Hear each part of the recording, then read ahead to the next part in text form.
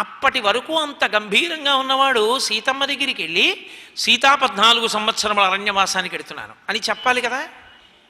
కానీ అలా నిలబడలేదు రాముడు గంభీరంగా. నేను అందుకే మీతో తల బద్దలు కొట్టుకుని చెప్పా, రామకథ నరుని కథ, రామకథ దైవం కథ కాదు అని.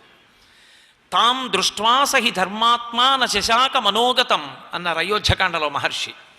సీతమ్మ తల్లి ఇలా కనపడింది, ఆవిడ ఇలా చూసింది రాముణ్ణి, ఆవిడికి ఏదో తేడా కనపడింది, ఆవిడ కన్నుల్లో మార్పు వచ్చింది చూపులో. అదేమిటి? శ్వేతఛత్రం ఉండాలి, యవరాజ్య పట్టాభిషేకం అయ్యి వస్తే పక్కన వందిమాగతులు ఉండాలి, వెనకాతల పరివారం ఉండాలి, ఎంతో సంతోషంగా ఉండాలి. అలా కళ తప్పిపోయి ఉన్నారే, ముఖం అదోలా ఉంది ఏమిటి, రాజలాంఛనాలు లేవేమిటి, పట్టాభిషేకం జరగలేదా? ఎందుకు జరగలేదు? మీరు ధర్మాత్ములే, మీరు దానికి అర్హులు కారనడానికి వీల్లేదే. మరి దశరథుడు నిర్ణయం ఎందుకు మార్చాడు? మామగారు ఎందుకు ఆప్ చేసి ఉంటారు? ఎన్ని ప్రశ్నలు ఆవిడ కళ్ళల్లో కనపడ్డాయి. ఇంత ప్రేమైకమూర్తి, ఈమెని 14 ఏళ్ళు చూడలేను, వలవల వలవల ఏడిచేశాడు రాముడు. అది దాంపత్యం అంటే.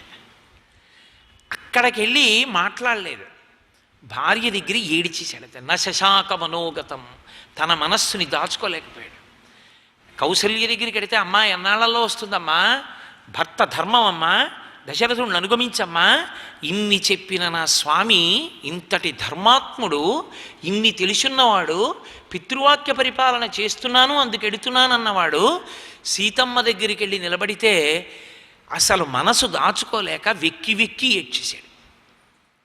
సీతమ్మ వచ్చి పొదివి పట్టుకుని, అదేమిటి రాజలాంఛనాలేవి, గొడుగేది, మీకు యవరాజ్య పట్టాభిషేకం జరగలేదా, ఆ ముఖం ఏమిటి, ఆ వర్ణం తప్పిపోయింది ఏమిటి, అలా ఉన్నారేమిటి, ఏం జరిగింది, చెప్పండి చెప్పండి చెప్పండి చెప్పండి అని అడిగితే అప్పుడు చెప్పాడు.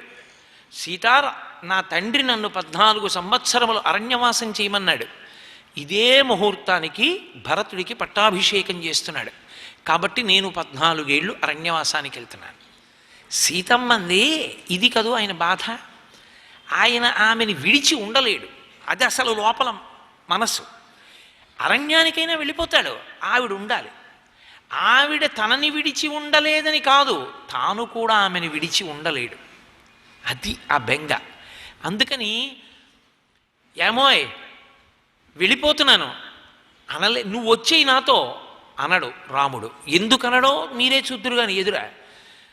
అలా అనలేక, నిన్ను విడిచి నేను 14 ఏళ్ళు ఉండలేను, ఎలా ఉండగలను అరణ్యంలో, నువ్వు నాకు జ్ఞాపకానికి వచ్చేస్తుంటావు. ఆయన మనసుని ఆమె ఆక్రమించేసింది. ఇప్పుడు ఏమవుతుంది? వ్యతిరేక కోణంలో వస్తుంది. ఇంతకుముందు సంధ్యావందనం చేసుకుంటే మన్నీళ్ళు ఉంటాయి, పూజ చేసుకుంటే పూజ సామాగ్రి ఉంటుంది, స్నానానికి వెడితే స్నాన సంబారాలు ఉంటాయి, బయటికి వస్తే పంచెల చాపు ఉంటుంది. ఇప్పుడు అలవాటు మీద అక్కడికి వెడితే ఏం ఉండవు, సీత జ్ఞాపకానికి వస్తుంది. సంబారాలు ఎలా పెట్టుకోగలడు? వరుస క్రమంలో పెట్టుకోలేడు, మనసు విచలితం అవుతూ ఉంటుంది. పెట్టుకుంటాడు, కానీ ఏది చేస్తున్నా సీతమ్మ జ్ఞాపకానికి వస్తూనే ఉంటుంది. ఎందుకంతలా జ్ఞాపకానికి వస్తుంది అంటే ఆయన మనసుని కప్పేసింది ఆవిడ. అంత అనురాగమూర్తి అయిపోయింది. కారణం, గుణాద్రూప గుణాఛాపి ప్రీతిర్భూయోభ్యవర్ధత, ఆమె ఆయనని అనుగమించి అలా అయిపోయింది.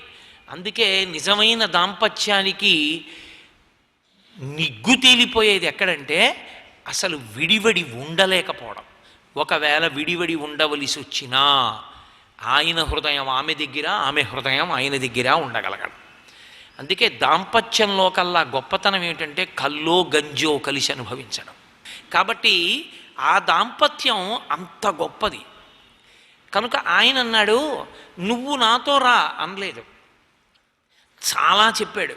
ఇప్పుడు భరతుడికి పట్టాభిషేకం చేస్తారు, వాడు అదృష్టం చూసావా ఎలా అయిపోతున్నాడో రాజు, అలా అనలేదు. ఆయన ఎంత ధార్మికంగా మాట్లాడతాడో. ధర్మం అంటే ధర్మమే, తండ్రి గారి మాట నిలబడుతుంది. ఇప్పుడు భరతుడికి పట్టాభిషేకం చేస్తారు. భరతుడు కేవలం రాజే కాదు, మన కులానికంతటికీ కూడా పెద్ద. విప్రియం చ కర్తవ్యం భరతస్య కదాచన సహి రాజా ప్రభుశ్చైవ దేవస్య చ కులస్య చ అంటాడు. భరతుడు రాజు అవుతాడు. సీత పూర్వం నీ మరిది, మరిది అన్న ఉద్దేశంతో కొడుకు లాంటి వాడు కదా అని స్వతంత్రంగా పిలిచి మాట్లాడావు. ఇప్పుడు అలా మాట్లాడకు సుమా. భరతుడు మహారాజు, ఆయన మనసు నొప్పించకూడదు. నువ్వు ఎంత వదినవైనా గౌరవంతో మర్యాదతో దూరంగా ఉండి భయంతో వినయంతో ప్రవర్తించాల్సి ఉంటుంది సుమా. అంటే అన్నీ వింది సీతమ్మ. సర్వం శ్రీ ఉమామహేశ్వర పరబ్రహ్మార్పణమస్తు. స్వస్తి.